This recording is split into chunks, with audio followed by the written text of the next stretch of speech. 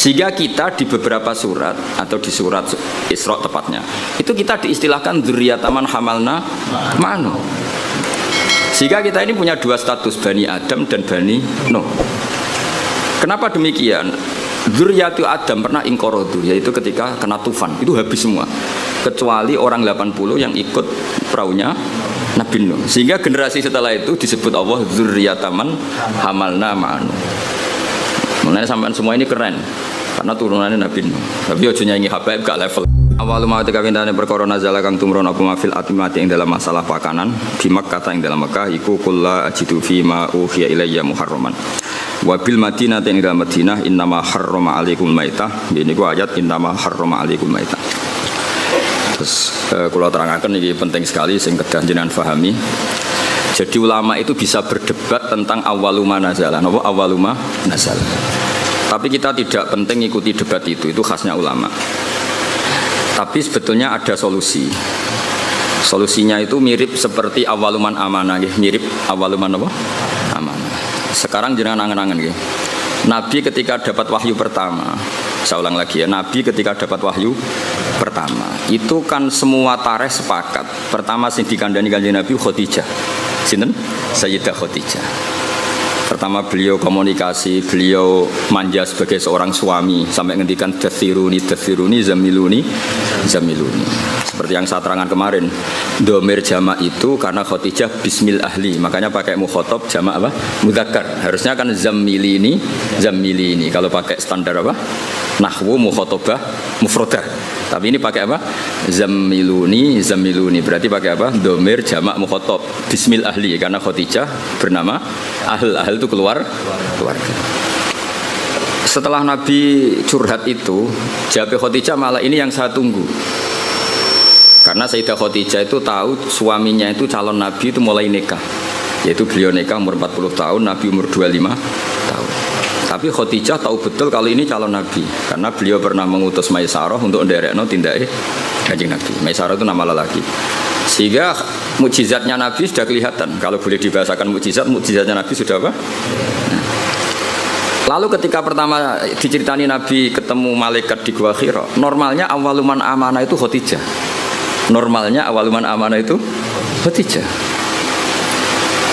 Tapi Sayyidina Ali tidak kalah kerennya karena beliau misanan dan Nabi pernah hidup serumah dengan Sayyidina Ali karena Nabi di rumah Abu Thalib.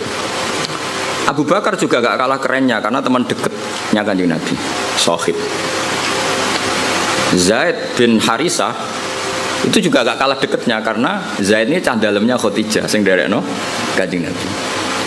Dari sekian status keren ini kemudian kalau kita berdebat awaluman amanah mutlakon, orang boleh bilang Khadijah, Abu Bakar, Ali, Zaid bin Harisah.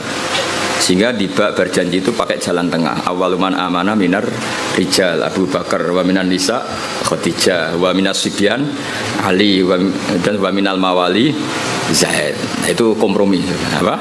Kompromi. Jadi ilmu ya butuh kompromi. Jadi misalnya ana wong kultus Kang Ali itu kiai damaran, maksudnya kiai tapi jodaran kiai alternatif kok dukun jenenge. Nah, misalnya Hamdan itu kiai, ya sudah kiai desa, pokoknya ditambahi dhewe lah kira-kira gitu. Karena mau tidak mau. Jadi misalnya orang ya kayak di sejarah NU lah, ada yang bilang NU itu pendirinya Syekhona Khalil. Karena yang dapat alamat itu Syekhona Khalil. Tentu penanggalan yang gampang ya Mbah Hasyim Asy'ari. Karena ketika dimaklumatkan, diresmikan, dibakukan itu era Mbah Hasyim Asy'ari. Tapi ada saja yang ngendikan min haitsu ide ya Mbah Hasyim, Syekhona Khalil. Itu normal saja. Nah sekarang pertanyaannya adalah yang ngendikan awaluma nazala itu orang sekali berjabir, termasuk minas sabiqinal awalin, dan beliau meyakini itu ya ayyuhal muddatsir. Terus ada yang ngendikan lagi Fatihah, juga itu gak bisa dibantah karena awal Nabi jadi Nabi itu perilakunya sudah sholat dan gak kebayangkan sholat tanpa Fatihah. Terus ada yang mengatakan Bismillah karena gak kebayang Fatihah tanpa Bismillah. Makanya saya pernah guyon secara fikih dan ini guyon ilmiah. Fikih itu ya bisa digugat, nuruti cangkem elek itu digugat. Coba awalul arkan itu apa coba kamu bilang? Takbir apa niat apa qiyam? Ayo coba. Kowe nek salat ngadeg sik apa niat sik? Ngadeg riyen. Tapi kalau ngadeg kamu hitung awalul arkan itu jelas goblok. Karena kecelok ngadeg salat sause niat. Nah Nak orang niat jenenge ngadeg olahraga atau ngadeg biasa atau ngadeg siaga, tapi tetap reso darani ngadeg sebagai rukune salat. Berarti dhisik iki. Ya, saiki misale ki niat lungguh terus lagi ngadeg sah. Ya rasa kan? Karena niat ini kecelok niat nak dibarengi awalul arkan. Mergo sing darani niat kok dusek muktaronan bi fi'lihi. Dadi kan niat tok kok ora ditopang ngadeg, ya ora dadi niat. Ayo terus dhisik ndi. Nah, barang itu menjadi kriminal yang baru. Bagaimana urutan rukun kemudian kamu katakan bareng. Ya ora ya enak goblok gak mikir iku. Cara kula yes. Wong dhisik ora tau ana jawaban di nomor 1 orang ya baik-baik saja. Kenapa itu kamu masalahkan? Itu paling pinter gitu. Tanpa dimasalahkan orang ya baik-baik. Tapi secara ilmiah itu memang masalah. Mulane Dewi Imam Ghazali beliau punya riwayat gini. Kulo setuju be riwayat iku. Senajan to coba takokno hadise kondi, mbok dadi Albani. Senengane nyoal wae. Inna minal ilmi la jahlan. Sebagian ilmu iku goblok. Ya kan goblok tenan. Misalnya cara kula niku kemalingan atau omahku kebakar, terus ditulung mbek Hamdani takok, jenengan daleme pundi? Itu ilmu ketika dijawab wong ndi omam kedeng iki. Ya sembarang iso. Tanya itu kan penting, terus dijawab omahku ini.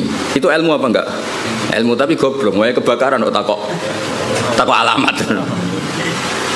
Sama lagi jawab, wae kebakaran kok takok alamat. Nah, ya saiki sementing salat iku para pangeran dengan melafadzkan Allahu Akbar, meyakini Allah itu maha besar. Terus berhubung sholat itu antara zuhur, asar, antara yang lain-lain itu mirip, maka harus kamu pastikan yang kamu sholat itu sholat apa, namanya ta'yin. Terus sholat itu banyak, ada fardu, ada sunat. Kita harus memastikan sholat ini fardu. Penting-penting seperti itu penting daripada bakas dhisik ya niat sampai ngadeg.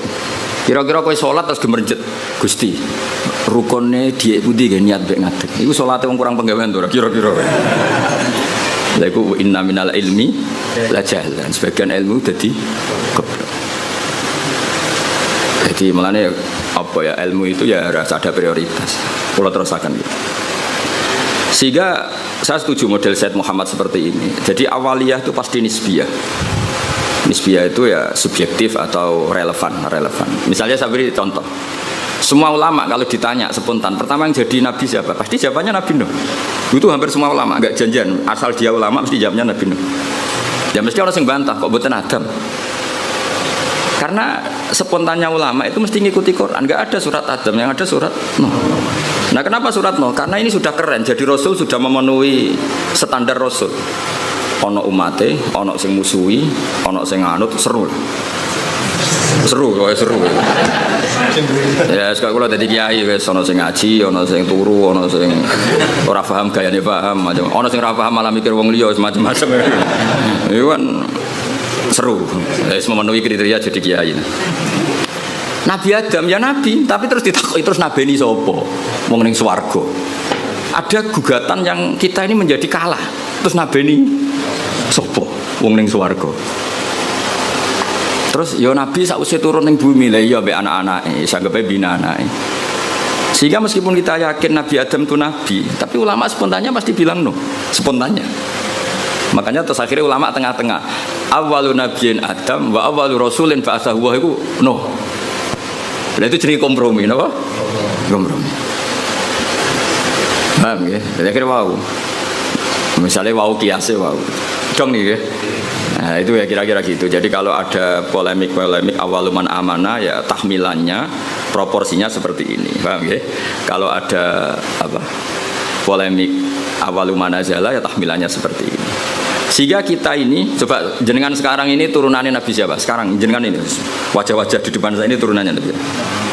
Nah, denda itu yang Nabi Adam. Yang turunan Muhammad kan habaib itu. Nah ini saya cerita. Nah itu ya benar, tapi ada salahnya. Kamu bilang Nabi Adam itu ada salahnya. Karena dzurriyyatu Adam inqaradu itu habis. Illa ma kanu min dzurriyyatin Nuh. Sehingga kita di beberapa surat atau di surat Isra tepatnya, itu kita diistilahkan dzurriyyataman hamalna ma'nuh. Sehingga kita ini punya dua status, Bani Adam dan Bani Nuh. Kenapa demikian? Dzurriyyatu Adam pernah inqaradu, yaitu ketika kena tufan itu habis semua kecuali orang 80 yang ikut perahunya Nabi Nuh. Sehingga generasi setelah itu disebut Allah dzurriyyataman hamalna ma'anu.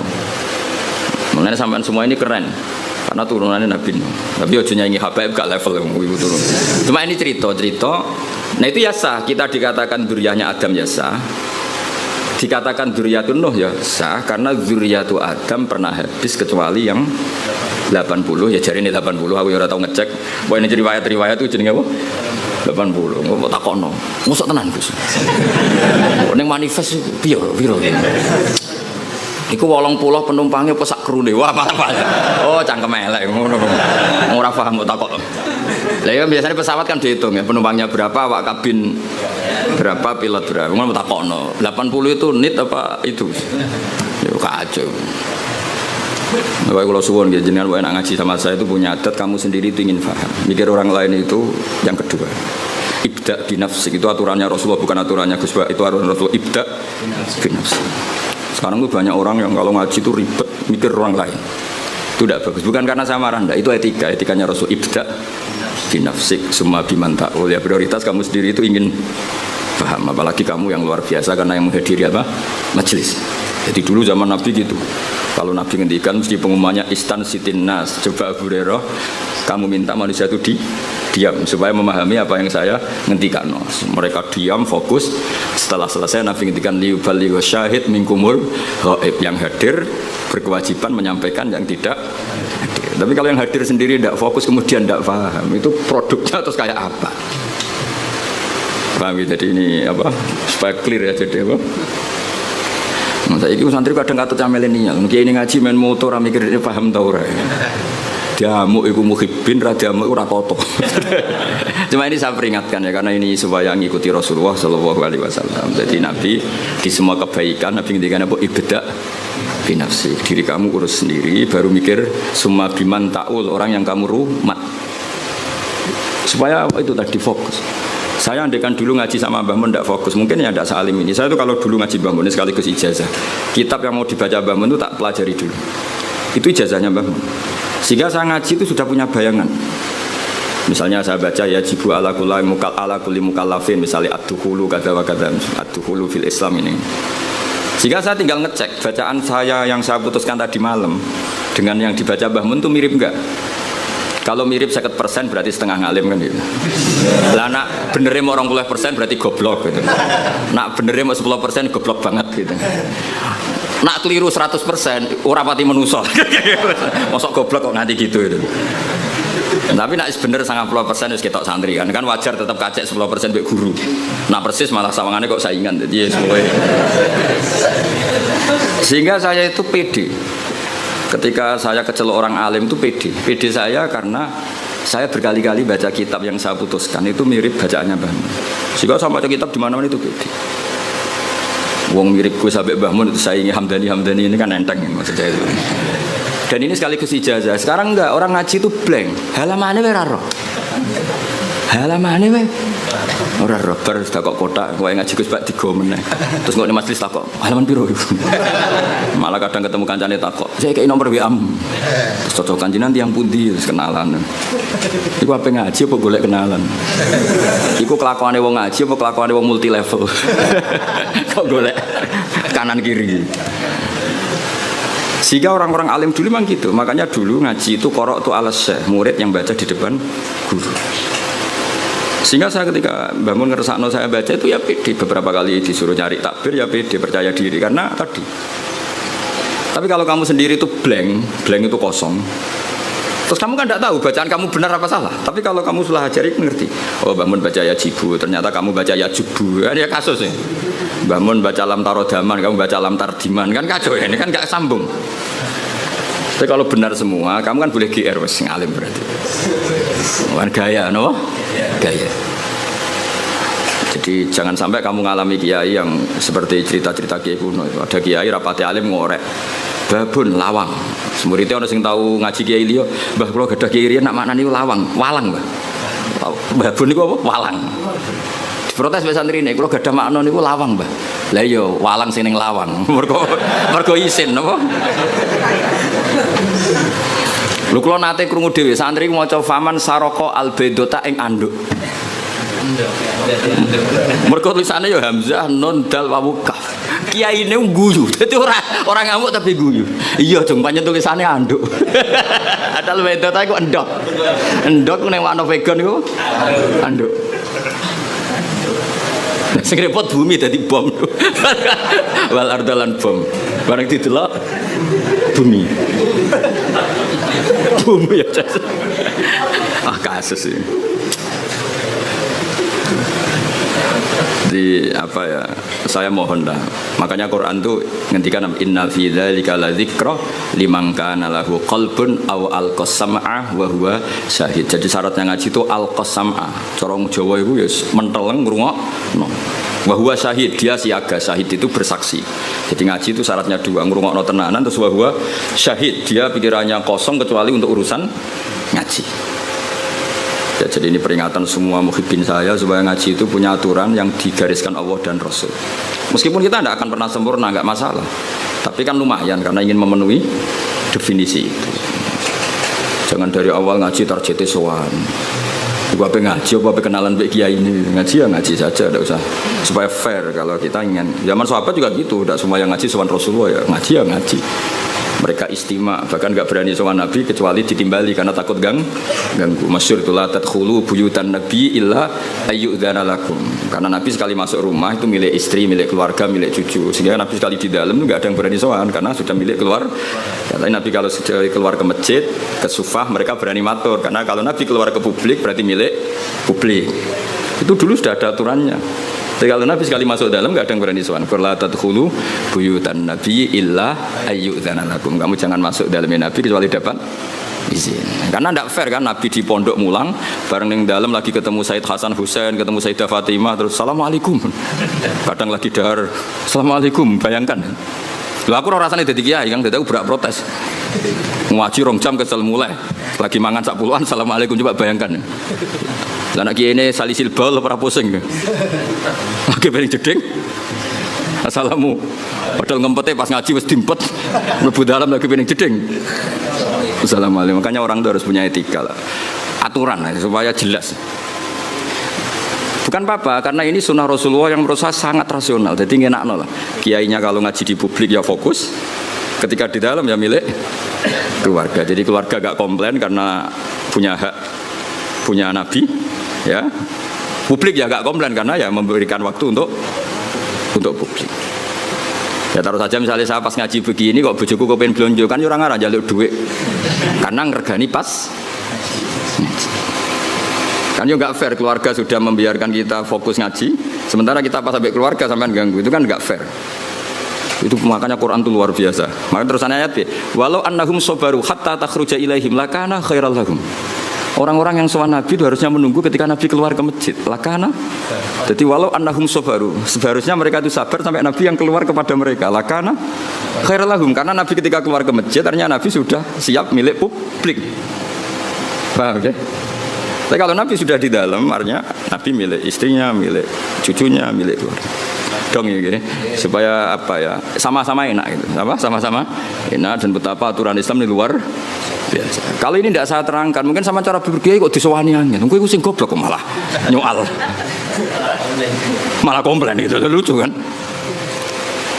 Jadi ini luar biasa menurut saya aturan Islam ini luar biasa. Jadi karena saya ngalami lah. Jadi supaya fair ini bukan saya nuruti nafsu ngomong ini enggak sama sekali enggak. Nuruti betapa Islam telah mengatur kita sebaik mungkin. Nabi sekali di masjid itu orang tanya apa saja sampai wong junub ya takok. Nabi, wow kalau ngumpuli bojo kula tapi ra iso inzal, kula kedah sepundi. Apa saja ditanyakan Nabi. Mulai wong di ijazah kula utange kathah, ijazah sepundi Nabi. Mulai sing ra payu rabi nggih matur, sing kumpul bojone ra iso inzal ya matur. Ora iso inzal kowe ganteng bojo melek piye carane misalnya ya ora roh ora iso inzal coba takono sebabe apa Gus ora roh. Sing paling mungkin sebabe ya ora pati ayu. Sing paling mungkin lho. Utawa ayu pas bojomu merengut sembah lah ora roh pokoke. Lho itu araita ya Rasulullah kada wa kada walam yunzil. Zaman itu Nabi sempat jawab di periode Islam innamal ma minal ma. Jadi wajib apa? Ya seperti itu pernah ada periode innamal ma. Jadi wong wajib adus nain Inzal. Kemudian itu menjadi mansuh, ketentuan itu dinasah, dibatalkan. Terus Nabi ngendikan idza jalasa baina syu'abi al-arba faqad wajabal huslu. Akhirnya di periode fikih sudah mujma' alaih, hampir mujma' alaih lah. Iltiqaul khitanan. Jadi bukan inzal tapi apa? Iltiqaul. Itu ya Nabi ditanya ketika di masjid. Jadi ketika di dalam ya sahabat yang punya etika terutama itu sudah tidak berani. Makanya disebut innal ladzina yunaduna kami wara'il hujurat aktsaruhum la yaqilun. Jadi orang-orang Bedui nak sowan Nabi ning dalam masjid wotok-wotok. Assalamualaikum. Ya ku waca dhewe ayat aktsaruhum. Mbak ora pati iso terusno. Terus ada aturan walau annahum sabaru hatta takhruja ilaihim lakana khairal lahum. Jadi Nabi itu punya jam keluar ke masjid. Terus beliau biasanya duduk-duduk di teras masjid di sufa. Kemudian beliau tanya ara'aitum kadza wa kadza. Terus sahabat ada yang tanya, "Ya Rasulullah, saya punya masalah ini. Saya punya iskal fikih ini." Nah, sing sugih-sugih takoke keren, paling keren ya takokane wong sugih. Kulo nu tiyang sugih Nabi, dhuwit kula kathah. Sing perlu tak kei izin. Nah, iku ana sahabat, ana wong kudus ngono ya keren. Lha disebut yasalunaka madza yunfikun. Nah, wong saiki gak takok kiai carane sugih, ngono kon barokah. Wong kiai dhewe ra sugih takoki carane sugih, malah ngenes to kiai ini. Lu kiai ini dhewe ra sugih kok takoki carane. Malah ngenes to kiai ini. Tapi dhisik sahabat ku nak dhuwit akeh takok. Yasalunaka madza yunfikun. Kulo dhuwit kula kathah, kula kekno sinten? Terus kulma anfaqtum min khairin falil walidun. Nabi itu orang yang sangat jujur. Nak dhuwitmu luweh aja prioritasé wong tuamu, kerabatmu. Cara kowe dadi kiai ini, gurumu. Alhamdulillahirabbil alamin. Kita sudah dengarkan bersama-sama penjelasan Gus Baha tentang apa yang lagi rame, yang lagi marak diributkan, yaitu nasab Nabi Muhammad SAW. Kita harus berhati-hati. Semoga setelah kita mendengarkan kajian ini kita bisa menyimpulkan apa yang disampaikan oleh Kiai Haji Ahmad Ba'udin Nur Salim atau Gus Baha, bisa menambah ilmu dan wawasan kita tentang beragama sosial yang lebih baik lagi. Terima kasih. Kami segenap admin, jika ada salah kata dalam isi video kami mohon maaf yang sebesar-besarnya. Oke saudaraku, terima kasih atas supportnya. Mudah-mudahan kita semuanya dilimpahkan rezekinya, diberikan kesehatan, dimudahkan segala urusan kita di dunia, dan kita selalu istiqomah dalam menjalankan ibadah agar kita bisa selamat di dunia dan di akhirat. Amin amin ya rabbal alamin. Terima kasih. Bila berkenan yang baru bergabung bisa like, subscribe dan komen, dan nyalakan lonceng notifikasinya agar kita bisa tetap bertemu lagi ngaji bareng golek ilmu. Terima kasih saudaraku semuanya, sampai bertemu di video berikutnya. Assalamualaikum warahmatullahi wabarakatuh.